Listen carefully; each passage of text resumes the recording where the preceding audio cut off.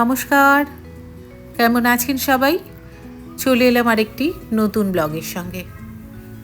শীতকাল তো চলে গেল, তার সঙ্গে সঙ্গে বাঁধাকপি, ফুলকপি, শীতের সবজিগুলো খাওয়ার আনন্দও চলে গেল।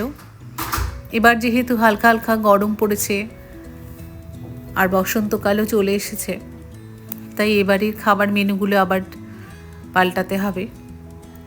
আজ করেছি পুঁই শাক চিংড়ি মাছ দিয়ে।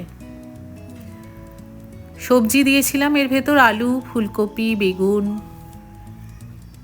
কুমড়ো, মিষ্টি কুমড়ো একটু বেশি করেই দিয়েছিলাম। আর এগুলো আগে একটু ভেজে নিয়েছি, সঙ্গে ভাজতে ভাজতে সেদ্ধও হয়ে যাবে। আর এই পাশে চিংড়ি মাছটা, এখানে শুকনো লঙ্কা আর কালো জিরে ফোড়ন দিয়ে চিংড়ি মাছগুলো দিয়ে দেবো। চিংড়ি মাছগুলো নুন হলুদ মাখিয়ে নিয়েছি, মাখিয়ে মাছগুলোকে ভেজে নেব।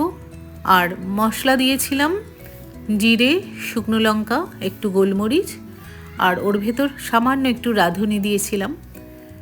চিংড়ি মাছের সঙ্গে রাঁধুনিটা একটুখানি দিলে ওর একটা আলাদা গন্ধ হয়, সেই ফ্লেভারটা ভালো লাগে পুঁই শাকের সঙ্গে খেতে। পুঁই শাক এখানে লোকালে পাই না, দূরে বাঙালি দোকান থেকে গিয়ে আনতে হয়। এমনি আমাদের বাড়িতে একজন আসতো, তো তাকে জিজ্ঞেস করেছিলাম তোমাদের ওদিকে পুঁই শাক পাওয়া যায়? ওরা বলেছিল আমরা তো খাই না ভাবি, এখানে এগুলো পাওয়া যায়।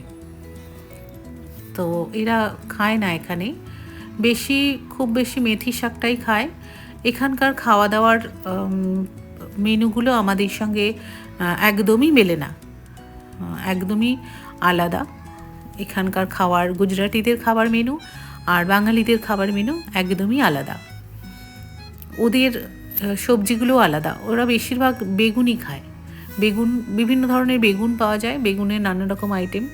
আর একটা পাওয়া যায় সেটা সিমের মতো দেখতে, সেগুলোই ওরা বেশি খায়। মশলাটা দিয়ে তার মধ্যে একটুখানি শুকনো লঙ্কার গুঁড়ো আর হলুদ গুঁড়ো দিয়ে দিয়েছিলাম। মাছটাকে কষিয়ে নেব, দিয়ে এই মশলাটা ওই সবজির ভেতর দিয়ে দেব, পুঁই শাকের ভেতরে। একটু চিনি দিয়েছি, একটু মিষ্টি না হলে ভালো লাগে না খেতে। আমার ব্লগ যদি আপনাদের ভালো লাগে তাহলে ইউটিউবে নারী তুমি দশভুজা চ্যানেলটা সাবস্ক্রাইব করে নেবেন, তাহলে আপনাদের কাছে আমার নোটিফিকেশান পৌঁছে যাবে, আপনারা আমার ব্লগগুলো দেখতে পারবেন। আর ফেসবুক পেজটা ফলো করে নেবেন।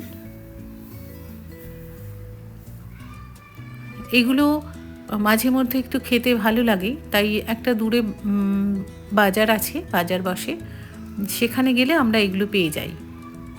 হয়ে গেল আমার, সঙ্গে মাছটাও করে নিয়েছিলাম। ভালো থাকবেন, ধন্যবাদ।